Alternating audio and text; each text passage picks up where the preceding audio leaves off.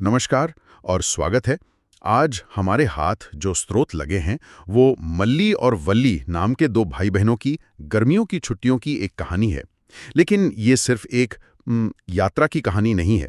ये असल में भारत के अलग अलग कोनों में हमारी रोजमर्रा की जिंदगी में छिपे विज्ञान को परत दर परत खोलने का एक सफर है। तो आज हमारी पड़ताल का मिशन है इस कहानी के जरिए पदार्थों को अलग करने की अलग अलग विधियों को समझना। हम देखेंगे कि कैसे रसोई से लेकर खेतों तक और कबाड़ खानों से लेकर समुद्र तट तक कुछ बहुत ही बुनियादी वैज्ञानिक सिद्धांत हमारे चारों तरफ हर पल काम कर रहे हैं। और ये स्रोत इस बात का एक बहुत ही बढ़िया उदाहरण है कि विज्ञान कोई दूर की चीज नहीं है जो सिर्फ प्रयोगशालाओं में होती है। ये तो हमारे जीवन का हिस्सा है। मतलब हाथ से चावल बीनने जैसी सरल तकनीक से लेकर वो विशाल क्रेनों से चुंबकीय पृथक्करण जैसे औद्योगिक उपयोगों तक हर प्रक्रिया के पीछे एक तर्क है, एक सिद्धांत है। तो चलिए मल्ली और वल्ली की इस यात्रा के बहाने इन सिद्धांतों की पहली झलक हरियाणा के खेतों में देखते हैं। बिल्कुल, कहानी का पहला पड़ाव है हरियाणा, जहां मल्ली और वल्ली अपनी नानी के घर पहुंचते हैं। वहां आंगन में अनाज के ढेर लगे हैं और परिवार के लोग आराम से बैठकर चावल और गेहूं में से हाथ से कंकड़ और भूसी बीनकर अलग कर रहे हैं। मुझे तो ये देखकर एकदम अपना बचपन याद आ गया। हाँ, ये तो हर घर की कहानी है। और यहीं से हमें हमारी पहली विधि का जिक्र मिलता है, हस्तचयन। हाथ से चुनना? बिल्कुल। सिद्धांत बहुत सीधा साधा है। जब किसी ठोस मिश्रण में अशुद्धियां आकार, रंग या बनावट में मुख्य पदार्थ से अलग हों, तो उन्हें हाथ से निकाला जा सकता है। लेकिन इसकी एक सीमा है। यह तभी कारगर है जब अशुद्धियां कम मात्रा में हो। मतलब आप मुट्ठी भर चावल से कुछ कंकड़ तो निकाल सकते हैं, पर पूरे खेत की फसल को हाथ से साफ नहीं कर सकते। सही बात। और स्रोत में इसका एक बड़ा मजेदार उदाहरण भी है। जब खाने में पुलाव परोसा जाता है तो मल्ली उसमें से काली मिर्च के दाने चुन चुनकर प्लेट के किनारे रखने लगता है। ये देखकर उसकी बहन मजाक में कहती है, वाह, यही तो है हस्तचयन। है ना? ये दिखाता है कि ये सिद्धांत हमारी आदतों में कितना घुला मिला है। सही कहा। तो अब क्योंकि हाथ से पूरी फसल साफ नहीं हो सकती, कहानी हमें खेतों की तरफ ले जाती है। बच्चे देखते हैं कि किसान गेहूं की काटी हुई फसल के गट्ठरों को, जिन्हें पूले कहते हैं, एक लकड़ी के लट्ठे पर जोर जोर से पीट रहे हैं। ये देखने में तो काफी मेहनत का काम लगता है। क्या आज भी ये तरीका इस्तेमाल होता है? सवाल बिल्कुल सही है। ये जो प्रक्रिया है इसे थ्रेशिंग कहते हैं। मकसद है डंठलों से अनाज के दानों को अलग करना। पारंपरिक रूप से तो इसे ऐसे ही पीटकर या बैलों से कुचलवा कर किया जाता था। लेकिन हाँ, आज के समय में थ्रेशिंग मशीनें आ गई हैं जो इस काम को बहुत तेजी से करती हैं।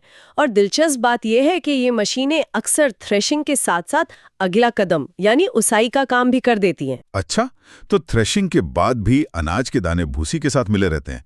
कहानी में वल्ली यही सोचती है, इतनी सारी भूसी में से अनाज हाथ से कैसे निकालेंगे? और उसका ये सवाल हमें अगली विधि तक ले जाता है। बिल्कुल, और इसका जवाब एक बहुत ही सरल लेकिन शानदार तकनीक में छिपा है, ओसाए या विनोइंग। स्रोत में बताया गया है कि एक किसान ऊंचे चबूतरे पर खड़ा है और बांस के सूप से अनाज भूसी के मिश्रण को हवा में नीचे गिरा रहा है। अच्छा, ताकि हवा का इस्तेमाल हो सके। हाँ, यहाँ भौतिकी का एक सरल नियम काम करता है। अनाज के दाने भारी होने के कारण सीधे नीचे गिरकर एक ढेर बना लेते हैं, जबकि हल्की भूसी हवा से उड़कर दूर चली जाती है। ये बस घनत्व और हवा का खेल है। कितना सरल और प्रभावशाली तरीका है, बिना किसी मशीन के, सिर्फ हवा की मदद से। हाँ, और इसकी खूबसूरती देखिए।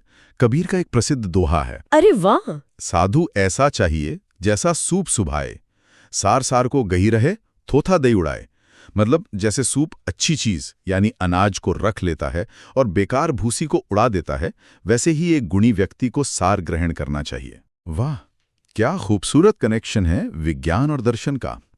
तो हरियाणा के खेतों से हमें ये पारंपरिक तरीके मिले, लेकिन विज्ञान सिर्फ खेतों तक तो सीमित नहीं है, हमारी रसोई में भी है। और कहानी हमें इसी सवाल के साथ अहमदाबाद ले जाती है। हाँ, यात्रा का अगला पड़ाव अहमदाबाद है। यहाँ दादी जी सफर के लिए मीठी पूरी बना रही हैं और आटा गूंदने से पहले वो उसे एक छालनी से छानती हैं। यहाँ हमें पृथक्करण की चौथी विधि देखने को मिलती है, चालन यानी सीविंग। हाँ, छन्नी। हम इसे रोज इस्तेमाल करते हैं, पर इसके पीछे के विज्ञान के बारे में सोचते ही नहीं। बिल्कुल, ये एक तरह का अदृश्य विज्ञान है। इसका सिद्धांत कणों के आकार के अंतर पर आधारित है। आटे के बारीक कण छालनी की छेदों से निकल जाते हैं, जबकि चोकर जैसे मोटे कण ऊपर ही रह जाते हैं। और ये सिर्फ रसोई तक ही नहीं है, मैंने निर्माण स्थलों पर भी रेत छानने के लिए बड़ी बड़ी छालनियां देखी हैं। सही कहा।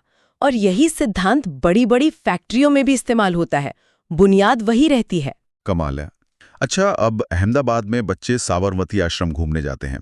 वहां वे गांधी जी के नमक सत्याग्रह के बारे में जानते हैं और मल्ली के मन में एक सवाल उठता है, ये नमक आता कहाँ से है? इसका जवाब हमें हमारी 5वीं विधि में मिलता है, वाष्पीकरण यानी एवेपोरेशन। कहानी में बताया गया है कि नमक समुद्र के पानी से मिलता है। इसके लिए समुद्री जल को समुद्र तट के पास उथले गड्ढों या क्यारियों में इकट्ठा किया जाता है। सूरज की गर्मी और हवा से पानी भाप बनकर उड़ जाता है और पीछे नमक रह जाता है। हाँ, पीछे ठोस नमक और अन्य लवणों का मिश्रण बचा रह जाता है, जिसे बाद में शुद्ध करते हैं। स्रोत में वाष्पीकरण को समझाने के लिए एक बहुत ही रचनात्मक गतिविधि का जिक्र भी है। अच्छा। नमक के घोल से एक काले कागज पर कोई कलाकृति बनाना। जब पानी सूख जाता है तो नमक के सफेद क्रिस्टल उसी आकृति में कागज पर बचे रह जाते हैं। अरे वाह, ये तो बच्चों के लिए विज्ञान सीखने का बड़ा मजेदार तरीका है। तो अब तक हमने ठोस को ठोस से और घुले हुए ठोस को तरल से अलग करना देखा, लेकिन क्या होगा जब कोई ठोस चीज तरल में घुली ना हो, बस तैर रही हो? उसके लिए कहानी हमें दक्षिण भारत ले चलती है। मल्ली और वल्ली अब पुडुचेरी में अपने दादा दादी के पास है और दादाजी बना रहे हैं चाय।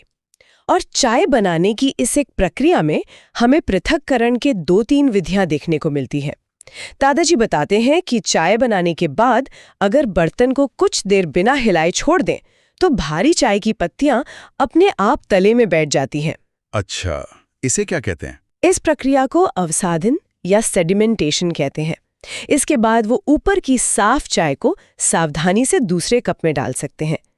इस तरीके को निस्तारण या डिकैंटेशन कहा जाता है। हाँ, ये तो दाल चावल धोते वक्त भी इस्तेमाल होता है, जब गंदे पानी को निस्तार कर अलग कर देते हैं। निस्तारण से सारी पत्तियां नहीं निकलती, कुछ छोटी छोटी पत्तियां चाय के साथ कप में आ ही जाती हैं। और यही पर हमारी चाय की छन्नी काम आती है। सही पकड़ा। और ये है हमारी 7वीं और ज्यादा असरदार विधि, निस्यंदन या फिल्ट्रेशन। निस्यंदन का सिद्धांत है एक ऐसे फिल्टर का उपयोग करना जिसमें इतने छोटे छिद्र हों कि तरल तो उनसे गुजर जाए लेकिन ठोस कण रुक जाएं। चाय की छन्नी, कॉफी का फिल्टर, ये सब इसी पर काम करते हैं। हाँ, और स्रोत में इसकी तुलना मछली पकड़ने वाले जाल से की गई है, जो निस्यंदन का ही एक बड़ा रूप है। पानी निकल जाता है, मछलियां जाल में रह जाती हैं। पर यहीं पर स्रोत एक गंभीर पहलू भी उठाता है। बच्चे देखते हैं कि जाल में मछलियों के साथ साथ प्लास्टिक की थैलियां और दूसरा कचरा भी फंस गया है। ये एक महत्वपूर्ण अवलोकन है। ये दिखाता है कि कैसे एक ही वैज्ञानिक सिद्धांत के सामाजिक और पर्यावरणीय पहलू भी हो सकते हैं। खैर, चलिए अब मध्य भारत का रुख करते हैं। कहानी बच्चों को भोपाल ले आती है। एक ढाबे पर वो छाछ पी रहे हैं और मल्ली की नजर दीवार पर लगी एक पेंटिंग पर पड़ती है, जिसमें एक महिला दही से मक्खन निकाल रही है। हमने अब तक ठोस को ठोस से और ठोस को तरल से अलग करना देखा है, लेकिन ये कुछ अलग लग रहा है। ये हमारी 8वीं विधि है, मथना या चर्निंग। दुकानदार उन्हें समझाता है कि इस प्रक्रिया में दही को मथनी से तेजी से बिलोया जाता है। इस तेज गति से हल्का मक्खन वो एक साथ इकट्ठा होकर ऊपर तैरने लगता है और भारी छाछ नीचे रह जाती है। बिल्कुल, ये विधि मिश्रण के घटकों के घनत्व में अंतर का फायदा उठाती है। बहुत बढ़िया। और अब हम इस यात्रा के आखिरी पड़ाव पर हैं। ये जो अगला तरीका है, ये मुझे व्यक्तिगत रूप से बहुत पसंद है, क्योंकि ये विज्ञान से ज्यादा जादू लगता है। कहानी हमें शिलोंग ले जाती है, जहां एक बढ़ई की लोहे की कील गलती से लकड़ी के बुरादे के ढेर में गिर जाती है। बढ़ई उन्हें हाथ से एक एक करके उठाने लगता है, जो कि हस्त चयन ही है, लेकिन बहुत धीमा और थकाऊ। तब बच्चों को एक बेहतर तरीका सोचता है। वे एक चुंबक ले आते हैं और उसे बुरादे के ढेर के ऊपर घुमाते हैं और बस जादू की तरह सारी लोहे की कीलें चुंबक से चिपक जाती हैं। ये है हमारी 9वीं और अंतिम विधि, चुंबकीय पृथक्करण। इसका सिद्धांत बहुत स्पष्ट है। चुंबक चुंबकीय पदार्थों जैसे लोहा, निकल, कोबाल्ट को अपनी ओर खींचता है, जबकि लकड़ी, प्लास्टिक जैसी और चुंबकीय चीजों पर इसका कोई असर नहीं होता। और इसका असली कमाल तो औद्योगिक उपयोग में दिखता है ना, जैसे कबाड़ खानों में। बिल्कुल, कबाड़ के बड़े बड़े ढेरों से लोहे की चीजों को अलग करने के लिए क्रेन में लगे शक्तिशाली विद्युत चुंबकों का इस्तेमाल किया जाता है। क्रेन कचरे के ढेर के ऊपर से गुजरती है, चुंबक चालू होता है और वो लोहे की सारी चीजों को खींच लेता है।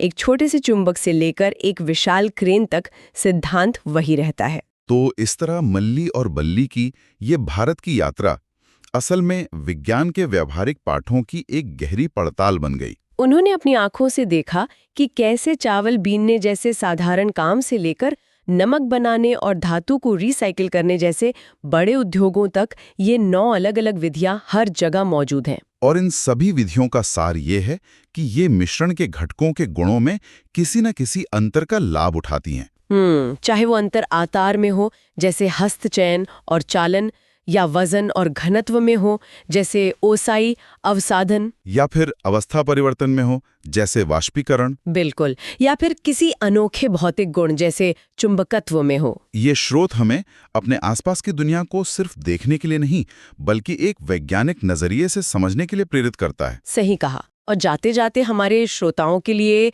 सोचने के लिए एक बात, स्रोत में बताया गया है कि कपास, चारकोल और रेत जैसी चीजों का भी निस्यंदन यानी फिल्टर के रूप में उपयोग किया जा सकता है। ये एक दिलचस्प सवाल उठाता है। अगर आपको सिर्फ आम घरेलू चीजों का इस्तेमाल करके गंदे पानी को साफ करने के लिए अपना खुद का फिल्टर बनाना हो, तो आप किन चीजों को किस क्रम में इस्तेमाल करेंगे और क्यों? इस पर सोचिएगा।